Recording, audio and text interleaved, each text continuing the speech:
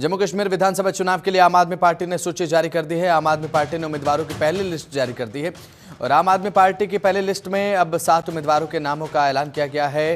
List में Fayaz Ahmad Sophie का नाम शामिल है और साथ ही मुदस्सिर हसन का नाम इसमें शामिल किया गया है। शेख फिदा हुसैन का नाम शामिल किया गया है। मोहसिन शफकत का नाम शामिल इसमें किया गया है और साथ ही साथ महराजुद्दीन मलिक का नाम इसमें शामिल किया गया है।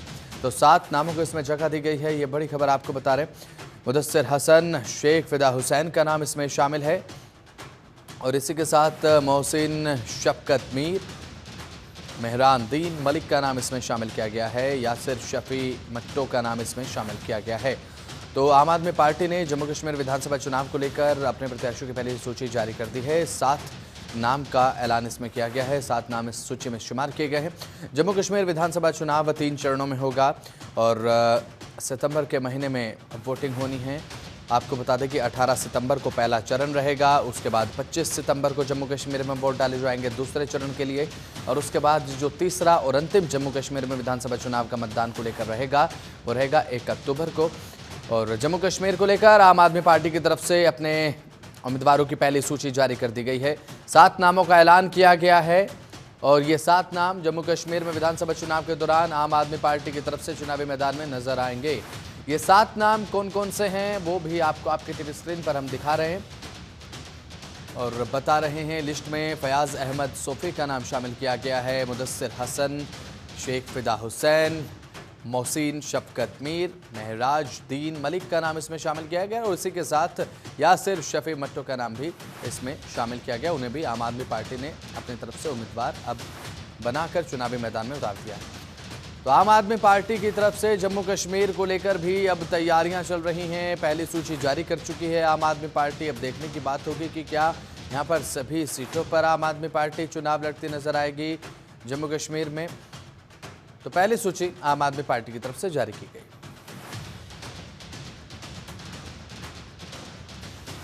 नमित त्यागी हमारे संवाददाता ज्यादा जानकारी के साथ हमारे साथ फोन लाइन पर जुड़ चुके हैं। नमित त्यागी, आम आदमी पार्टी की तरफ से पहली सूची जारी कर दी गई है। 7 नामों को इसमें जगह दी गई है। क्या मायने देखते हैं आप इसके? और जम्मू कश्मीर में आम आदमी पार्टी अपनी मौजूदगी दर्ज कराने का एक प्रयास कर रही है, कितना सफल हो पाएगा, क्या लगता है आपको? देखिए, बिल्कुल निश्चित तौर पर आम आदमी पार्टी ने जम्मू कश्मीर चुनाव के लिए जो है अपने 7 उम्मीदवारों की लिस्ट, पहली लिस्ट जो है वो जारी की है और इसमें घाटे की भी कई सीटें हैं, चाहे उसमें पुलवामा की बात करें या फिर राजपुरा की बात करें। निश्चित तौर पर जिस तरीके से आम आदमी पार्टी गुजरात विधानसभा चुनाव के बाद राष्ट्रीय पार्टी बनकर उभरी है, ऐसे में सभी राज्यों के अंदर आम आदमी पार्टी अब हाथ आजमाना चाह रही है और जो जम्मू कश्मीर के अंदर 3 चरणों में 90 विधानसभा सीटों पर जो वोटिंग होनी है उसके लिए पहली लिस्ट आम आदमी पार्टी ने जारी की है। इसके साथ साथ आम आदमी पार्टी ने जम्मू कश्मीर के लिए अपने स्टार प्रचारकों की लिस्ट भी जारी की है। निश्चित तौर पर जैसे मैं बार बार कह रहा हूं कि आने वाले दिनों में 2 राज्यों के अंदर विधानसभा चुनाव है, चाहे उसमें हरियाणा हो जिसमें 90 की 90 सीटों पर आम आदमी पार्टी चुनाव लड़ेगी, वहीं जम्मू कश्मीर के अंदर भी पहली बार आम आदमी पार्टी चुनाव लड़ने जा रही है क्योंकि आखिरी जो विधानसभा का चुनाव जम्मू कश्मीर में हुआ था वो साल 2014 में हुआ था। उस वक्त तक आम आदमी पार्टी जो थी वो चुनावी रेस में नहीं थी, लेकिन इस बार आम आदमी पार्टी राष्ट्रीय पार्टी बनने के बाद लगभग सभी पार्टियों के अंदर चुनावी मैदान में उतर रही है। बिल्कुल नमित, बिल्कुल सही कहा आपने। अब आम आदमी पार्टी लगातार जो अपने पैर है पसार रही है। जिस भी राज्य में विधानसभा चुनाव है वहां पर मौजूदगी दर्ज कराने का प्रयास कर रही है आम आदमी पार्टी।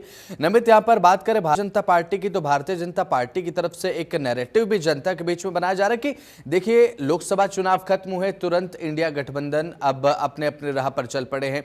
बात अगर करें जम्मू कश्मीर की, कांग्रेस नेशनल कॉन्फ्रेंस के साथ वहां पर गठबंधन कर चुकी है। आम आदमी पार्टी का कुछ पता नहीं है किस तरीके से चुनाव लड़ेंगे। हरियाणा का उदाहरण भी उनकी तरफ से दिया जाता है।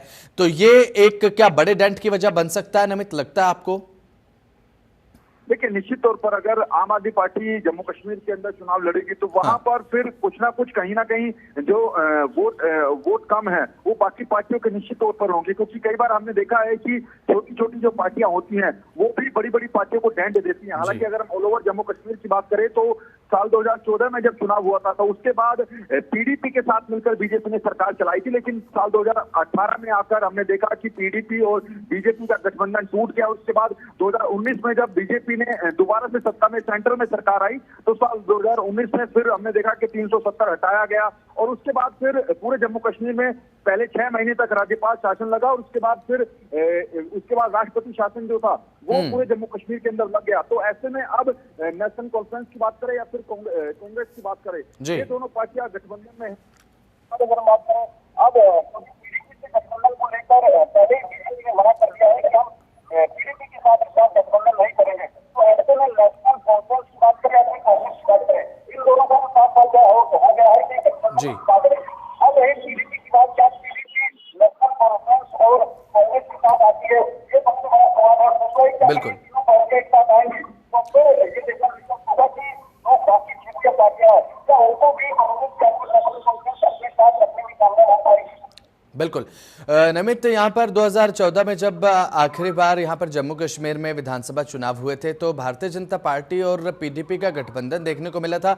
उसके बाद 2018 में सरकार गिरी, लेकिन अभी फिलहाल जैसा कि कांग्रेस और नेशनल कॉन्फ्रेंस गठबंधन में है, आपने भी इनके गठबंधन का जिक्र भी किया नमित, दर्शकों के सामने आपने जानकारी भी रखी, तो हो सकता है यहाँ पर कि पोस्ट पोल अलायंस हो जाए कांग्रेस, नेशनल कॉन्फ्रेंस और आम आदमी पार्टी का, इसकी भी संभावनाएं बन रही हैं।